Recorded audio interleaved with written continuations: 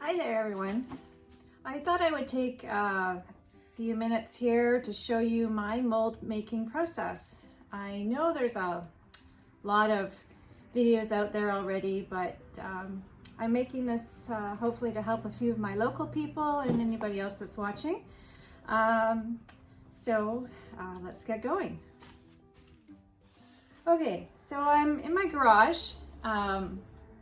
It's a little cold in here, so I've got all my work clothes on, apron. I have rubber gloves ready, and I also have a N95 mask that's meant for particles, because the product I use is a fine gypsum, and we don't want any of that to get into our lungs. Short exposure, your body could probably filter it out, no problem, but if you're doing molds regularly, you want to be protected. So I'm just going to put those aside here, and I'm just going to adjust the camera here, and I'll be right back. Okay, so the things that I need to work with, I use a cruddy old ice cream bucket that I use to mix. I have a scale that I probably should have covered in some plastic when I first started, but I never did. So, but it's still working fine despite getting a bit of cement on the front of it. What else do I use? So I always have lots of paper towel, and I have buckets to clean my molds with, and also to clean my bucket. Things you want to be really aware of is that cement, if you wash it in your sink, it will over time likely build up in pipes, maybe not your pipes, but maybe pipes down the street. So to avoid any future expenses, only wash your buckets and whatnot in a bigger bucket. And in the summertime, I dehydrate it out by putting it outside, and then we can get rid of the cement on the bottom.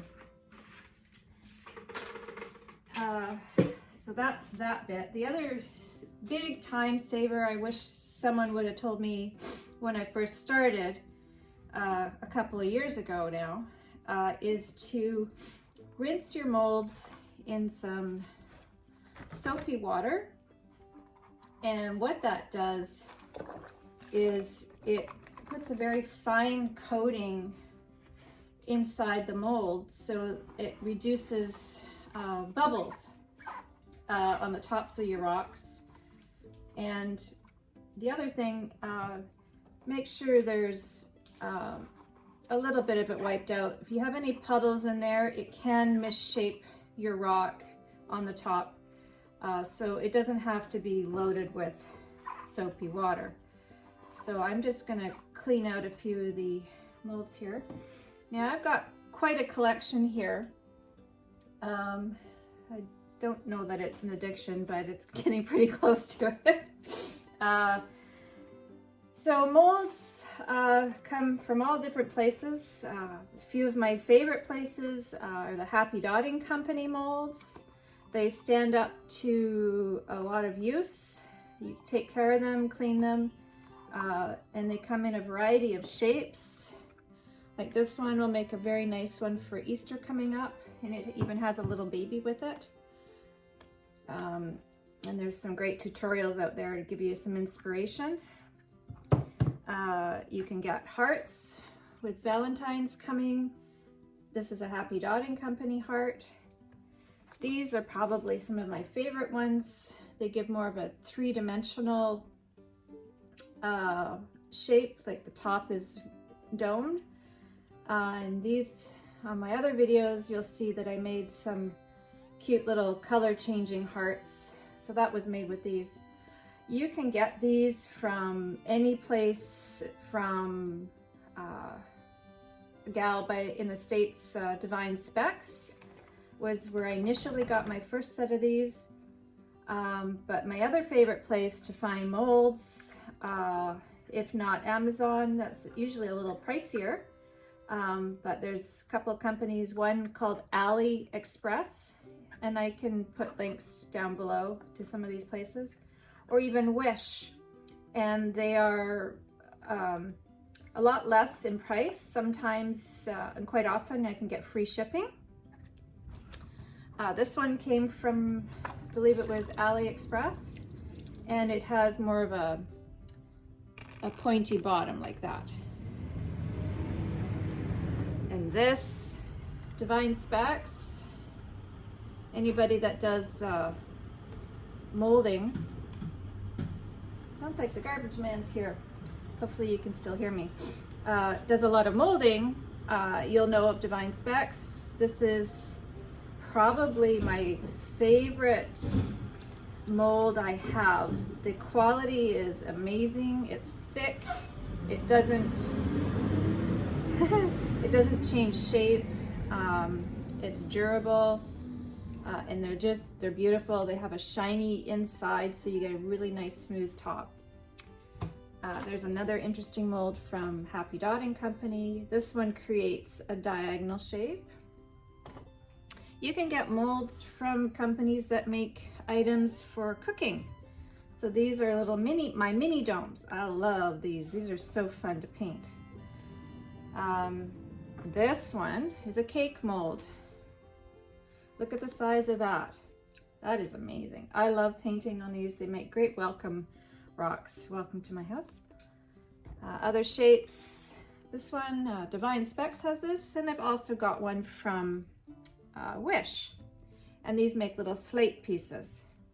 And then the most recent of, well, not the second most recent launches from Happy Dotting Company were these Santorini thickness, because they're about the thickness of a real Santorini. And I've recently been painting on those, and they're a lot of fun. Another one from the cake baking end of things, silicone molds, are these little baby ones. These are so fun to paint too. And then recently I got these little paint trays, and they make great little fridge magnets or pendants. And I'm hoping to give you guys a tutorial on that. I've been a little bit quiet lately, mainly just through my own health issues. I need to take some time off. But anyway, I thought I would do this today since I was doing my mold cleaning. This is the sphere from Happy Dotting Company. I found that the foam that she shipped them in was a little hard to get a perfect round shape. So I had this glass jar. It was actually a party light jar. Those are a candle company, and it fit perfect, look like that. So as long as I don't drop it, I'm good, but it creates the perfect shape. So I won't be using that one today, but, oh, and one more type of mold I have is a, these have little things here so that you can make ornaments with them so they can hang. And these have held up amazingly. It's a really solid silicone, and it's a very shiny surface here, so it looks really nice when they've been molded. So that's that, and I'm just gonna get myself ready to do a batch here. Hang on one sec. Okay, I'm back.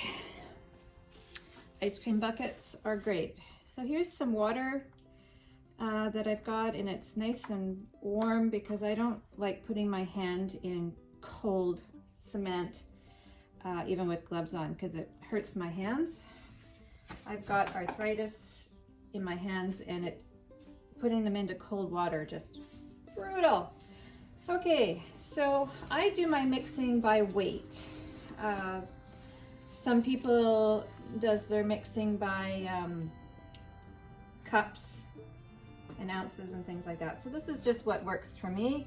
I have my little cheat sheet that I use. So if I do 1 mold or 10 molds, I have the calculation there. Almost have it memorized. Today I'm just going to do a few little hearts and an oval. because Easter's coming and I thought it'd be nice to paint an oval rock. I got my bucket ready to go here, except some dry stuff here.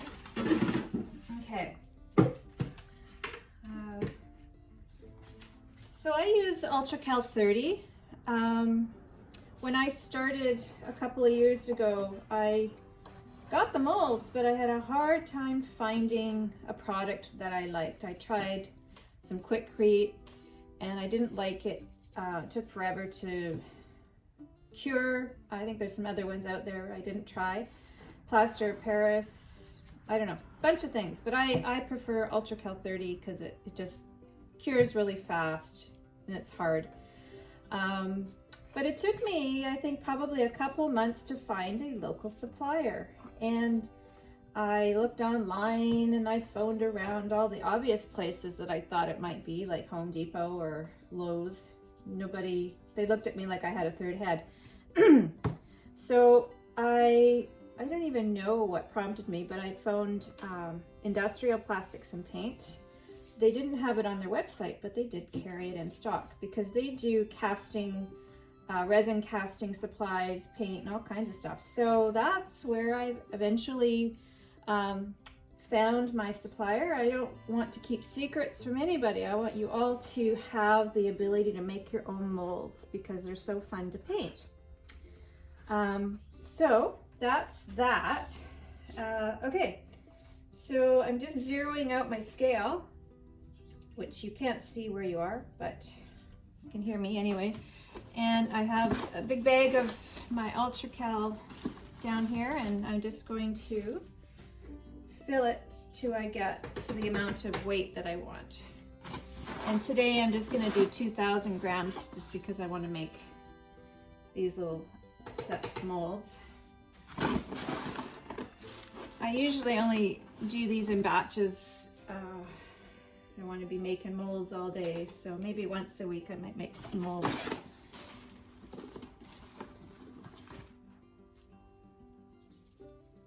Oh, so close.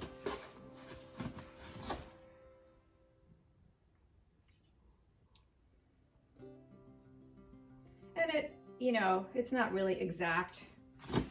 If you go a little over or a little under, a little over, a little under, that's okay. So now I'm going to zero out my scale again. And for 2,000 grams, I'm going to do 760 grams of water. And that's just, you get a nice sort of pancake mix.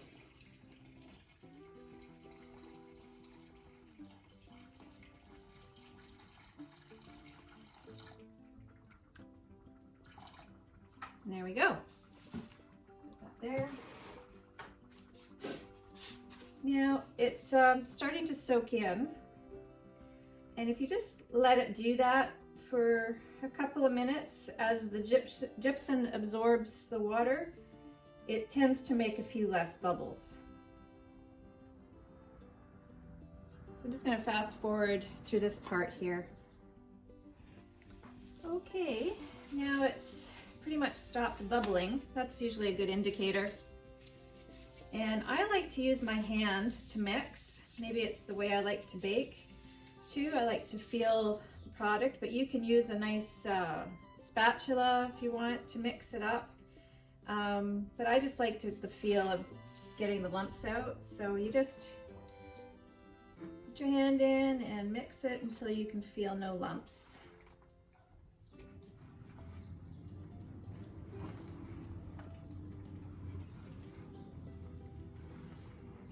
And I don't mix vigorously, just because I don't want any bubbles in there.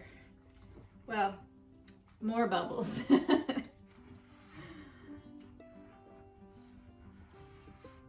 I mean, this is a big batch, so it's just going to take a little bit longer. But if you're just doing 2 molds or something, this will be a breeze to do.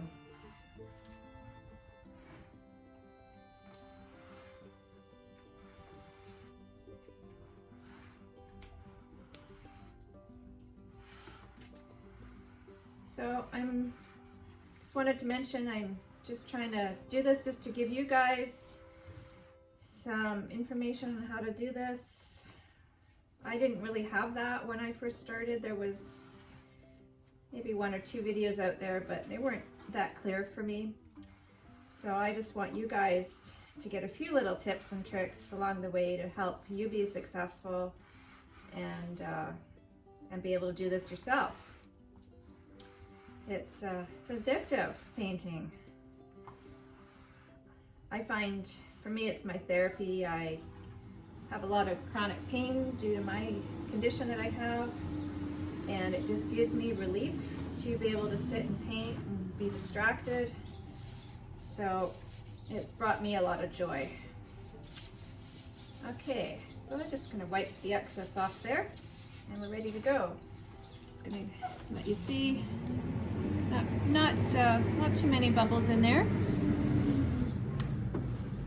Once this bucket is done, it will end up going in the garbage, but it has a lot of life in it.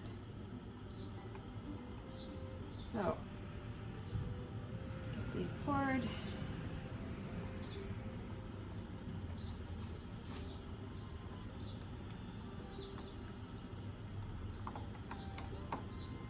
Oh, that one came out a bit fast.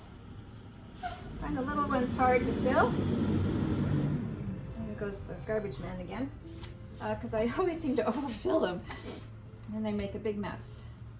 This table has a plastic cloth on it so I can clean it easily, and then when it's really ratty I can just get rid of it. I love these little babies. And Happy Dotting Company, you make beautiful heart molds. I'd really like more of the Devon Dotting ones, but they're just so expensive, and if I wanted to get all the ones I want, it'd cost me a fortune. So I'll just live with what I have. But I do love my heart candle one. It's gorgeous. I need to paint another one. Okay. Before I get much further, I'm just gonna tap these now. You can gently put it up and down. That'll lift bubbles from the bottom. You can tap the sides. I found though, since cleaning the insides of the molds, I don't even have to do this as much than I used to. I was gonna go crazy before, get those bubbles out, and I could never, they were getting worse. I don't know, maybe it's because the mold was getting old. I don't know. I tried everything, but this works very well. So hopefully this will avoid any frustration for you in making your own. They'll come out perfect. I'll come back here when these are cured and show you what else I do. I have these little guys, and I don't think you can see there. Can you see? So this one's a little over full. So I just take, you can use a spatula, and just, it also skim off some of the little bubbles that have come to the top. I will be taking a fine sandpaper to these afterwards because I do like them a lot smoother. All right. How much do I have left here? Oh, I have enough.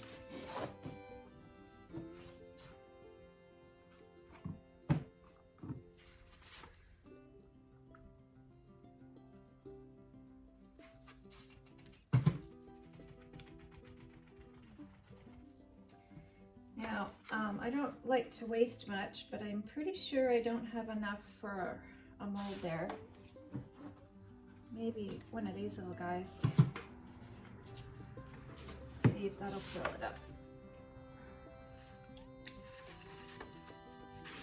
I think we're good. Just perfect. How about that? And the other reason I like these little guys is because I don't like wasting any of this gypsum. So, don't know if you, oh yeah, you can see. So I just put them in there. And these make the cutest little fridge magnets and pendants. I got some little hooks, clasps, whatever they are, from AliExpress to stick on the backs of these to make the pendants. And they work great just with some jewelry glue.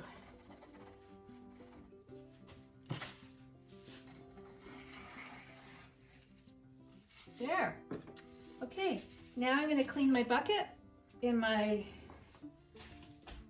cleaning buckets, and I'll come back when these are ready to be demolded.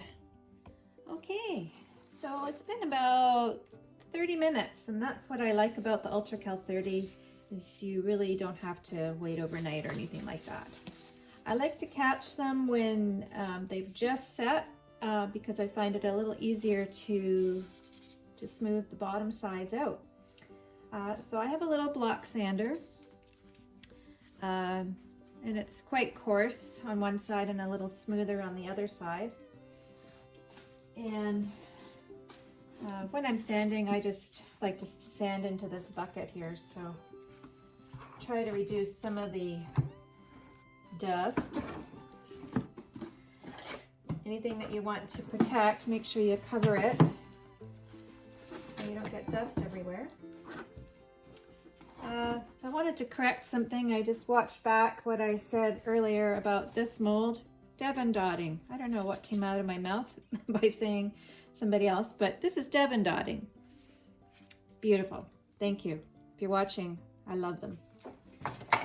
Okay, so let's just see how these came out. So got a little bit of spillover, and that's fine. I just take the little bits off. And like that, they pop out.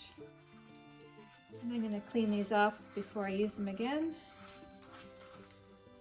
So here you can see not one little air bubble anywhere. And the back has a little bit of a ridge. So that's what I like to sand off, so that when I'm painting it, it's nice and smooth. And also, any fine little pinholes there, you can smooth down.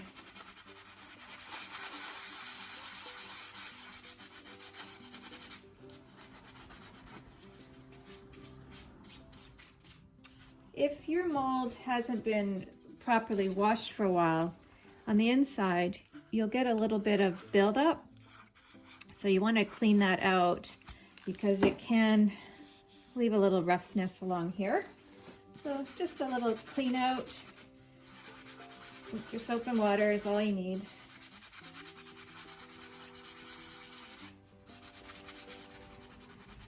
In particular, I don't like ridges there, so I like to smooth them out. I think they look better.